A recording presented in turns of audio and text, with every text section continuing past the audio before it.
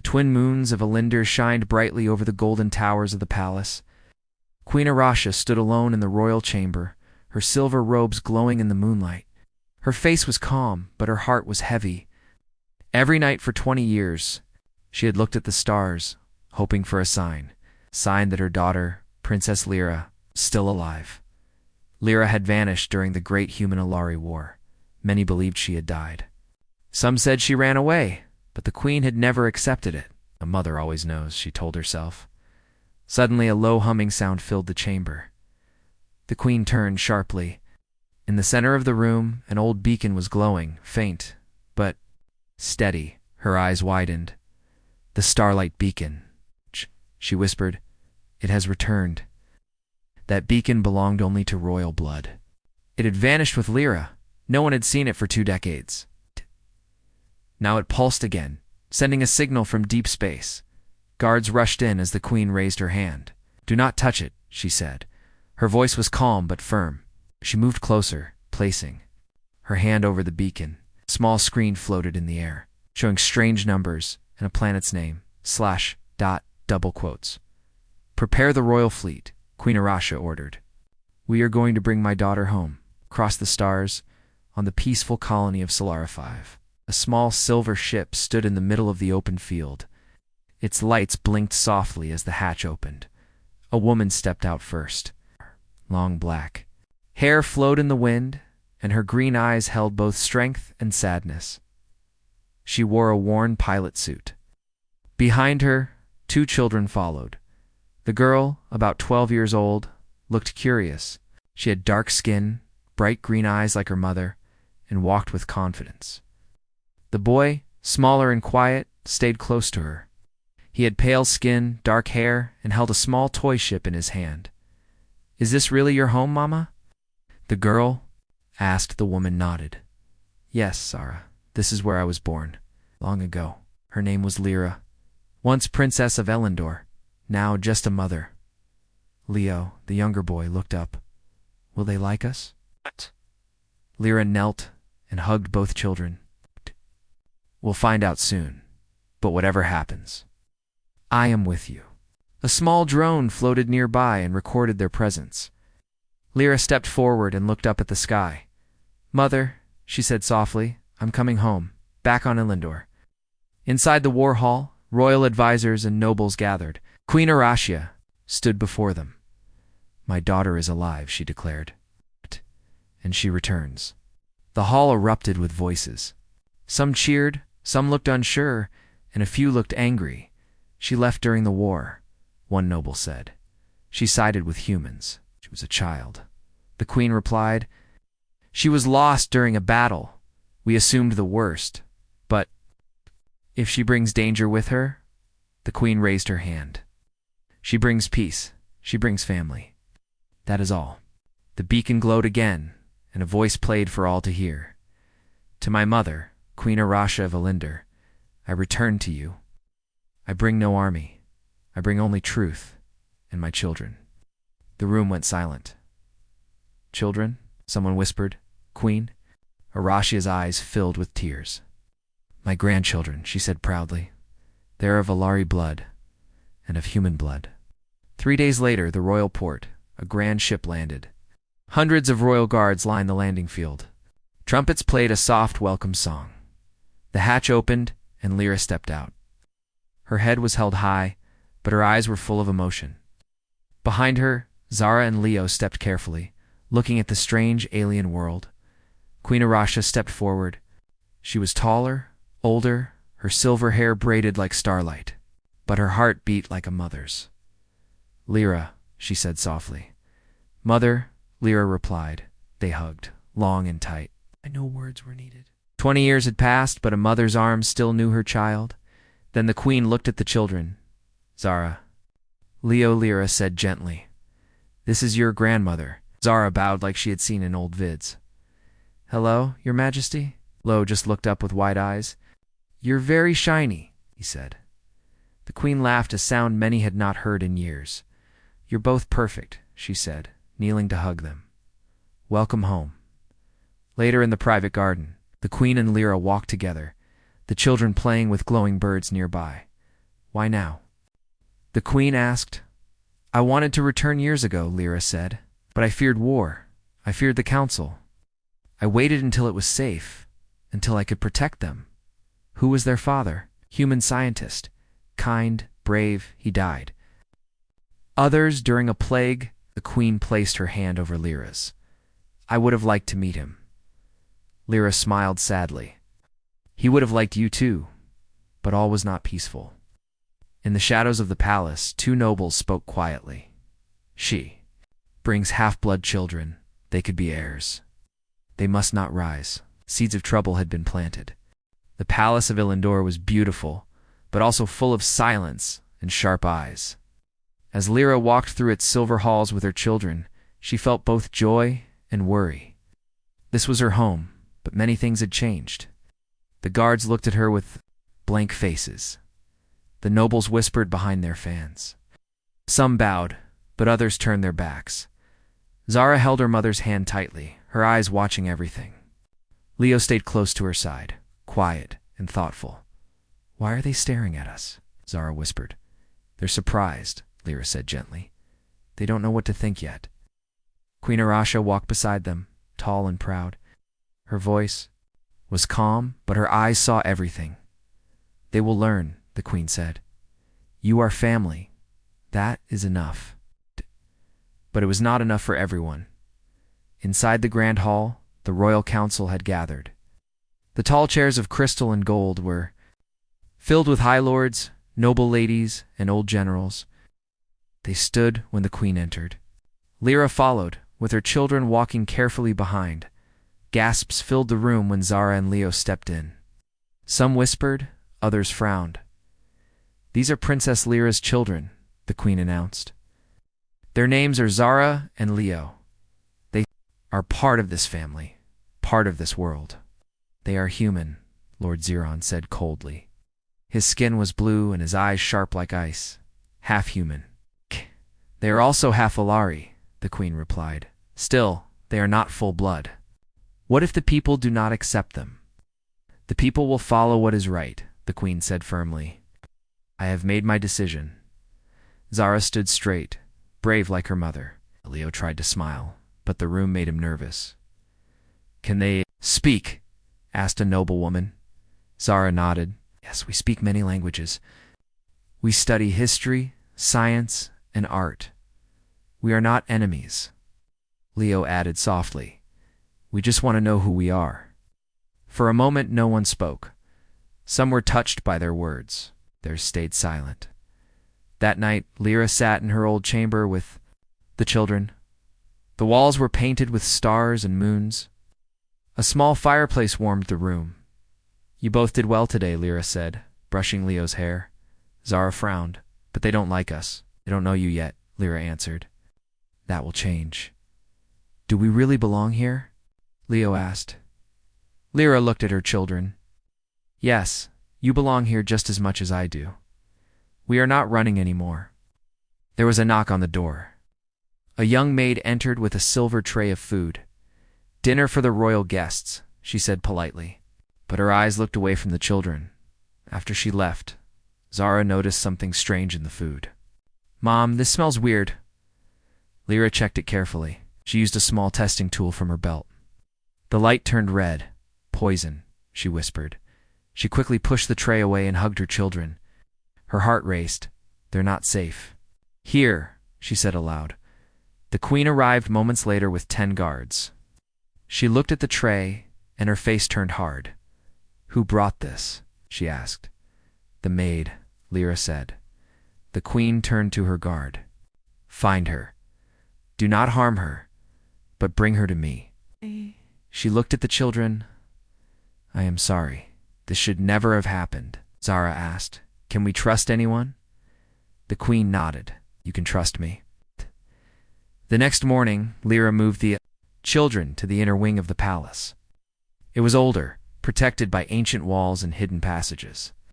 Only trusted guards knew the way. They will be safer here, the queen said. Zara looked around. This place feels different. It's the heart of the palace, the queen said. No one can enter without my word. Leo sat by the window. Why don't they want us here? The queen sat beside him. Some people fear what they don't understand, but fear can be changed with love and truth. Zara asked, "Will we ever be accepted?" The queen smiled. "You are my grandchildren. One day, the whole empire will see what I see." But outside the walls, the whispers grew. "Lord." Ziron met with another noble in the shadows. "They must not stay," he said. "The bloodline is sacred. If the queen names them as heirs, she won't. We will stop it." "How?" "We send a message. Not just here, but across the stars." Ziron opened a small device and typed a secret code. "To the human. Rebels," he said. "Your blood lives among us. Come take it back." Lyra trained with Zara in the private gardens. She taught her daughter how to hold a laser blade, how to dodge, and how to focus. "You are strong," Lyra said. "But strength is more than fighting." Zara nodded. "I want to protect Leo." "You will, but you must also protect your heart." Nearby, Leo read books in the royal archive. He was smart, curious, and quiet. But sometimes he felt things others didn't, like danger. That night, he had a dream. He saw dark ships flying through space, heard voices calling his name. When he woke up, he whispered, "Something bad is coming." The palace shined under the twin moons once again. But inside, the walls were no longer calm. Enemies moved in silence. Plots began to form. The queen's love was strong, but not everyone shared it. And far away, human rebels received a message. "Come. Your blood is here." The palace of Alinda was large, full of long halls and secret rooms. Every corner held history. Every wall had seen kings and queens rise and fall. Now, new footsteps echoed in those halls. The footsteps of two children, not fully Alari and not fully human. Zara and Leo walked slowly beside their mother, Lyra. The guards followed silently behind. They were on their way to the inner library, a quiet place deep under the palace. The queen had allowed them to explore, but only in protected areas. "Is this the same library you used as a child?" Zara asked. "Yes," Lyra replied with a small smile. "I spent many hours here, hiding from lessons." Leo looked up at the giant door ahead. "It looks like a mountain." The door opened with a soft hum. Inside, the library was dark but beautiful. Blue crystals lit the shelves. Ancient books floated in the air, and tiny star maps moved above their heads. "Wow," Zara whispered. "This place is magic. It's knowledge," Lyra said. "That's even better." As the children explored, trouble brewed in the palace above. Lord Ziron and his allies were meeting again in a hidden chamber near the Tower of Winds. The stone room was dark, lit by a single flame. "They move freely now," Ziron said, voice sharp. "The queen trains them, feeds them, honors them. They eat in the royal dining room," another noble added. "The people will notice." "People already whisper," Ziron replied. "Some are afraid, others are angry." "They are children," someone said. "Half-human children," Ziron snapped. "They do not belong here." "What will you do?" "I've already done it," Ziron said. "I sent the message. The humans will come. And when they do, no one will question why we must act." Down in the library, Leo followed a floating book that had slipped behind a shelf. He reached for it and found something strange, a crack in the wall. He touched it, and the wall slid open with a soft click. "Zara." He called. Zara ran to him. "What is it?" It opened by itself. Inside was a narrow hallway with glowing stones on the floor. Lyra noticed their silence and hurried over. "Where did this come from?" she asked. Leo shrugged. "It was just there." Lyra looked at the hall and frowned. "This is old, very old. I don't remember this being here." She held her children's hands. "Stay close." They walked down the passage. At the end was a small room with a round table and a glowing orb in the center. "What is that?" Zara asked. "It's an ancient Ilari memory orb," Lyra said. "It records and stores events." The orb glowed brighter as they stepped closer. Then it began to play an image in the air, not of the children, not of the queen, but of a war long ago. Ships burned in space. Soldiers fell. But then a new face appeared. Not human, not Alari, something else. Third alien race with black skin like stone and red glowing eyes. What is that? Leo asked, his voice shaking.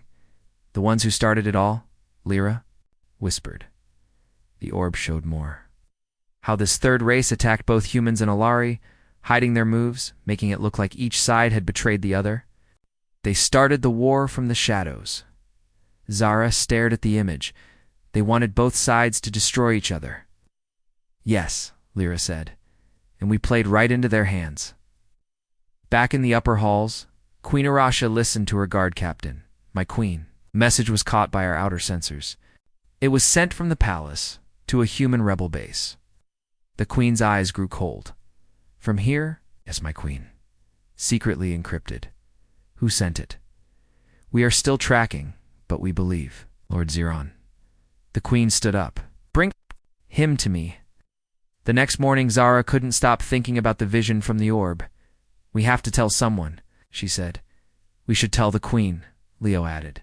She'll understand. Lyra nodded. Yes, she must know the truth. But before they could move, a loud alarm rang through the palace.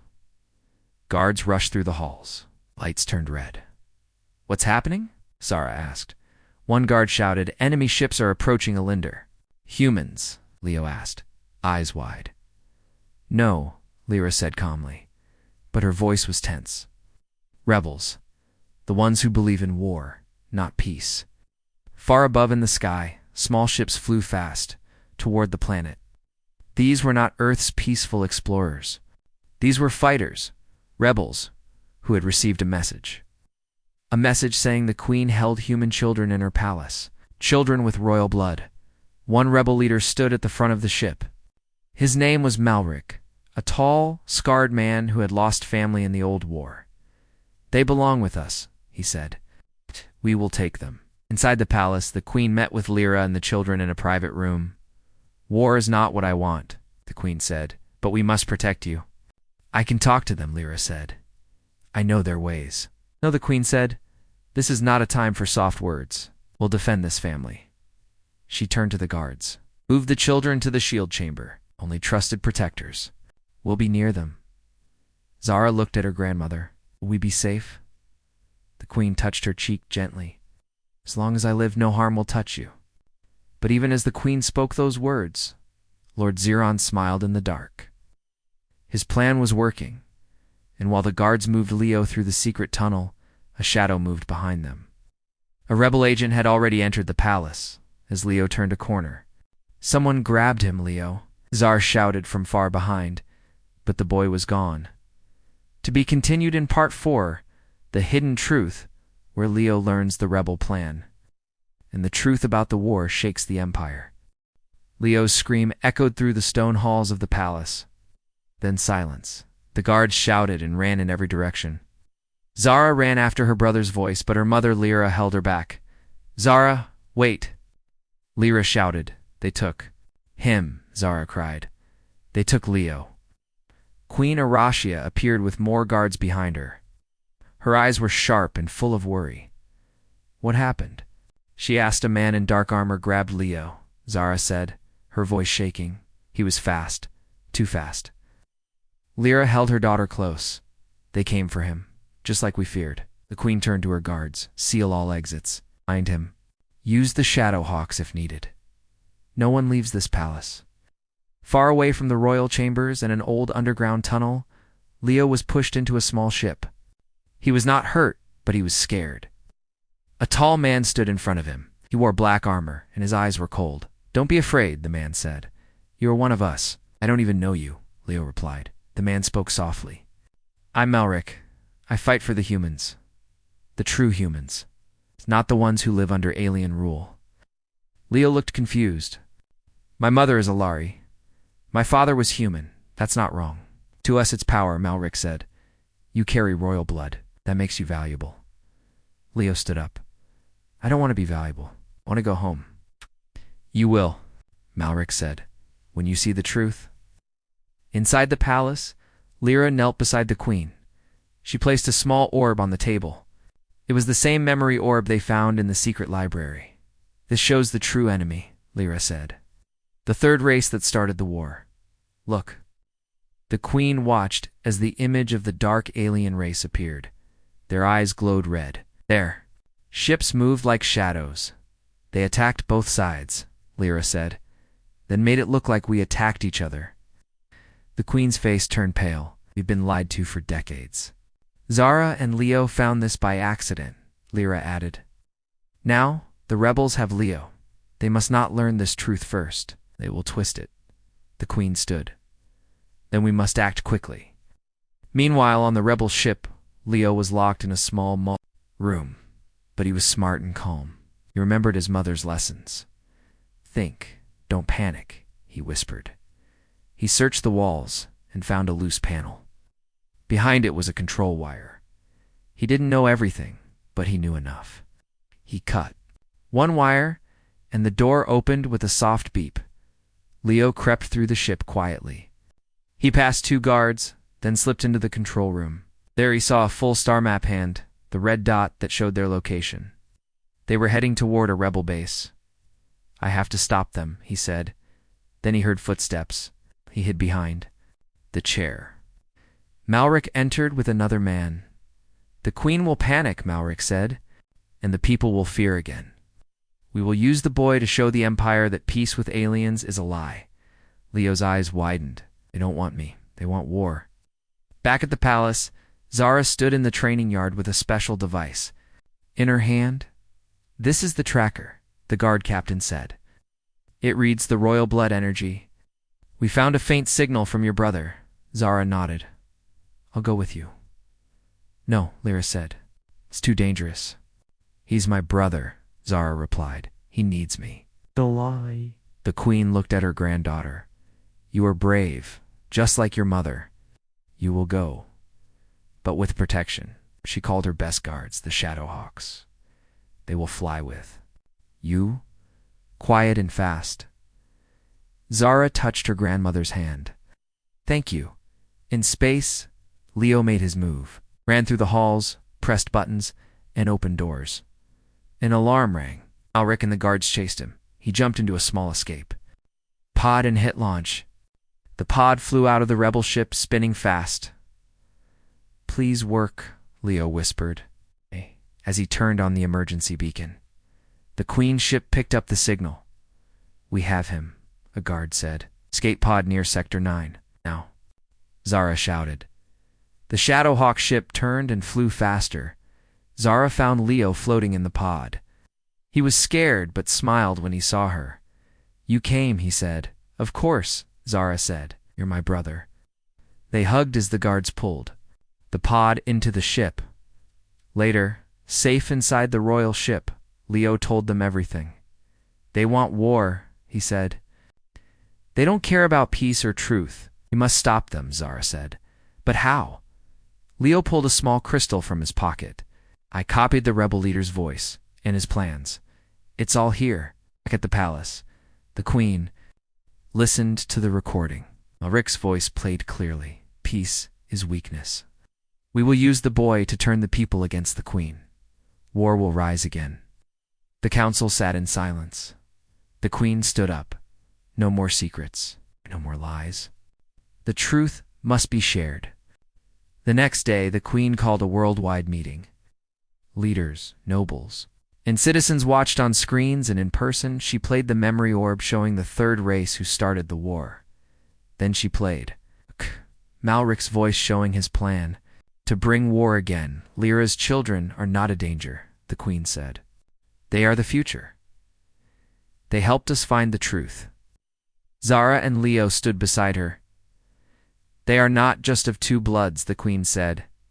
They are the bridge between 2 worlds. The crowd clapped. Many cried. Some still looked unsure, but change had begun. Far away, Malric saw the broadcast.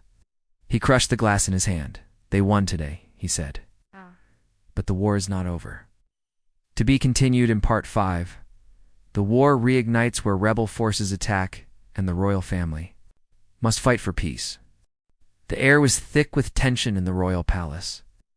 The broadcast had just ended. revealing the truth. The third race. The ones who had started the war had been manipulating both humans and Ilari for years.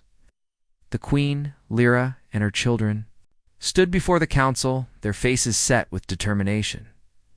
Peace is possible, the queen had said, but only if we stand together.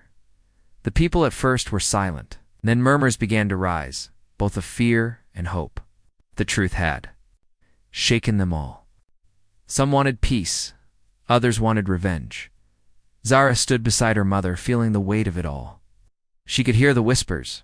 Half-bloods, they'll destroy us. We cannot trust the queen anymore. Don't listen to them, Lyra whispered. To her daughter, sensing her worry, you've done nothing wrong. The truth will bring change. But Zara wasn't so sure. She had seen how quickly fear could turn to hate. Elsewhere, far from the palace, the rebel forces were already planning their next move. Elrek, furious and broken, sat in a dark room surrounded by his followers. They've shown their cards, spat, slamming his fist on the table. They think they can stop the war with words, but we will show them otherwise. One of his men, a young rebel named Childern, spoke up hesitantly. The queen has proven that the war wasn't her fault. She's offering peace. Malric glared. At him, peace is weakness. The Ilarian humans are too different. They will always fight. If we don't act now, we will lose everything. Another rebel, a woman named Maris, nodded. He's right. If we want to take the Empire back, we need to strike before they can unite. Malric's eyes burned with a fierce, dangerous light. Then we strike first. Now. Back at the palace, the queen and her family had gathered to discuss the next steps. The war had not ended. Not yet. Malric's rebellion had grown stronger in the shadows. It was only a matter of time before they struck. We cannot wait, the queen said firmly, looking at her daughter Lyra. We need to prepare for an attack. Lyra nodded. We'll fight, but we'll also try to end this without more bloodshed. Zara, who had been silent for a while, spoke up. Can't we just talk to the rebels? Maybe we can convince them that peace is better than war? Lyra shook her head gently. Some people are too far gone, Zara. Some people will never choose. Peace. The queen stood. We fight for what's right, for the future. And with that, the royal family prepared for battle. The days that followed were filled with tension. The royal guards prepared the defenses, and the fleet moved into position. But there was still an air of uncertainty. Would the rebels come? Would the war truly end, or would it only grow stronger? Then, one evening, the attack came. Explosions rocked the palace walls. The sound of blaster fire echoed through the corridors. Rebels, led by Malric, had launched their assault. Their ships pierced the skies like dark clouds, and the royal fleet scrambled to protect the planet.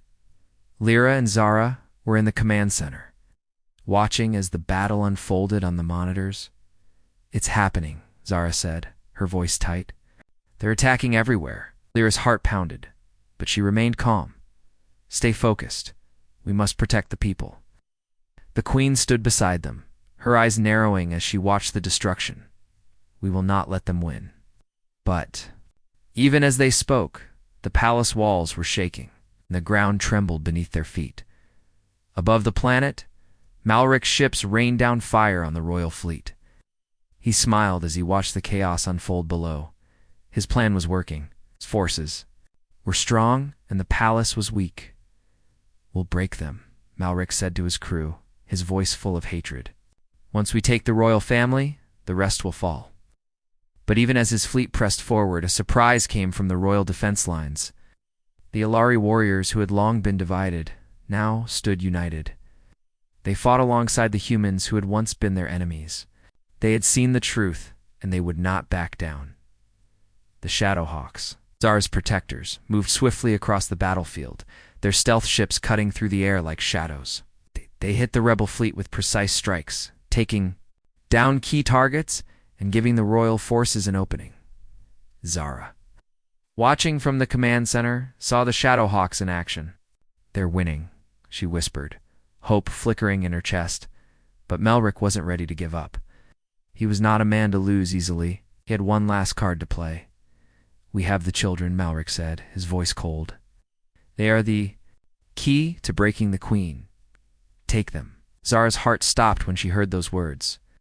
The children, she and Leo, they were the targets.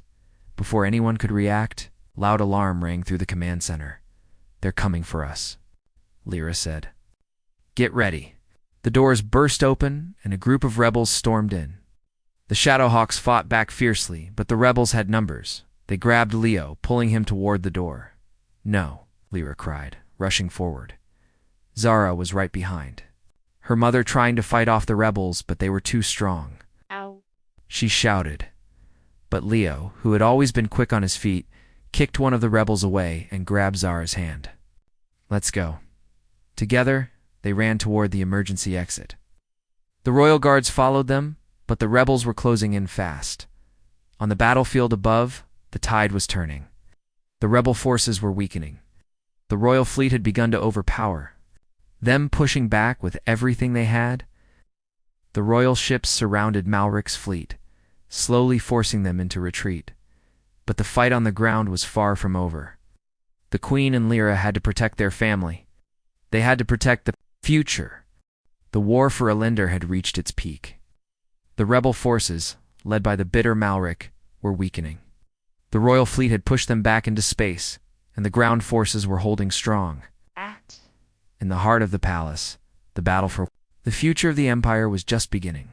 Zara and Leo, hand in hand, ran through the dark corridors of the palace, with the sounds of the fight echoing around them. They could hear blaster fire and the heavy boots of soldiers running toward them. The air was thick with smoke, and the smell of burning metal hung in the air. Keep moving, Lyra urged, her voice steady but filled with fear. We can't stop now. Zara glanced back at her mother.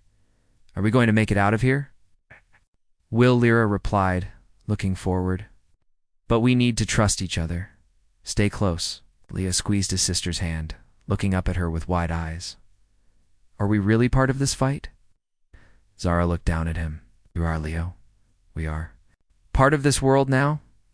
They reached the hidden room deep in the palace, the place where the queen had once hidden away, far from danger. It was a sanctuary, a place for them to rest and plan. But as they entered, the heavy doors closed behind them with a thud, and the sound of pounding footsteps grew louder. We're trapped, Zara said, her heart racing. No, Lyra said firmly. This is not the end.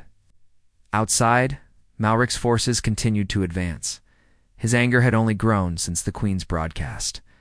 He had seen the truth, but he refused to accept it. To him, there was only one way forward: war.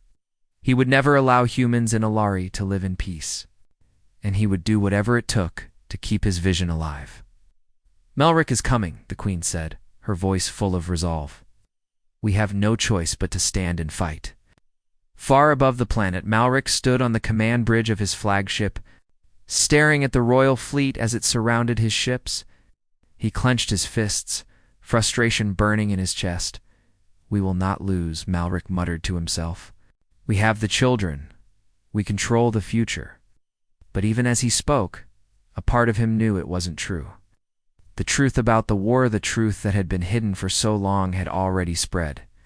It was only a matter of time before the people of Elinder realized that peace was possible. He turned to his second in command. Prepare the fleet. We're not done yet. But his officer hesitated. Sir, the royal fleet is gaining ground. We can't hold them off much longer. Malric's eyes flashed with rage. Then we'll make sure they know who's in charge. Back on the palace grounds, Lyra and the Queen had gathered their forces. The royal guards stood ready, their armor gleaming in the dim light. The air was thick with tension as everyone waited for the next move. Are you ready? The Queen asked, her voice filled with a strength that echoed through the room.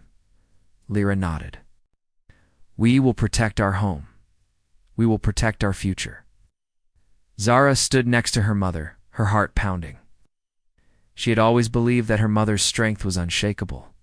But now, as they prepared for battle, she could see the weight of responsibility on her shoulders. This was no longer just about family. It was about a world torn apart by lies. We have to stop them, Mom, Zara said quietly. We have to stop the war from coming back. Lyra smiled at her daughter. We will. You are the future of this empire, Zara. You and Leo. Together, you'll bring peace. Together, Leo echoed. But I'm scared. Zara knelt beside him. I'm scared too, but we don't have to be alone. The queen placed her hand on Zara's shoulder. You are stronger than you know. The battle outside the palace. Walls was fierce. Explosions rocked the ground and the air was filled with smoke and dust. Rebel ships zoomed overhead, firing blasters as they swooped down to the planet's surface. The royal forces fought back with all their might, but the rebels were relentless. Zara, Leo, and their family were not alone. The people of Elendor had begun to rise up against the rebels, united by the truth they had learned. The people understood that peace was possible. They fought for it, in the heart of the palace. The queen and Lyra stood together, watching the battle unfold on the screens. They knew they couldn't win this fight through force alone. The people needed to see that the royal family was united. They needed to see that the children of two worlds were not the enemy. The queen turned to her daughter. Lyra, it's time. Lyra nodded. She turned to the guards who had been waiting in the shadows. Bring the children. Zara and Leo were brought into the command center, standing beside their mother and grandmother. The air was thick with the tension of the battle, but in that moment, Zara felt something else. Hope. Listen. The queen began, her voice carrying over the chaos. We have fought too long. For too many generations we have been divided. By fear, by lies. But today, we stand together. Together with the humans. Together with the Alari. Together with my grandchildren, Zara and Leo. She turned to them, her eyes filled with love. They are not the enemy. They are the future. They are the bridge between our two worlds.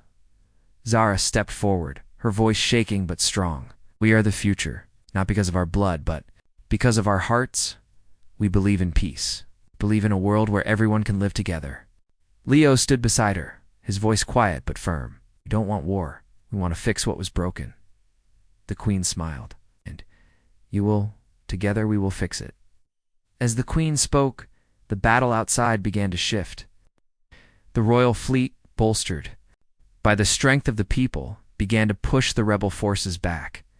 Malric's ships were damaged, their crew defeated. The people of Elendor had chosen their side, the side of peace. In the distance, the sound of blaster fire slowly faded as the rebel forces retreated. Elendor was safe for. Now Zara and Leo looked at each other, their hearts racing but filled. With hope, they had one. Not through weapons, but through truth, through love, through unity. We did it, Zara whispered. Leo smiled up at her. Together,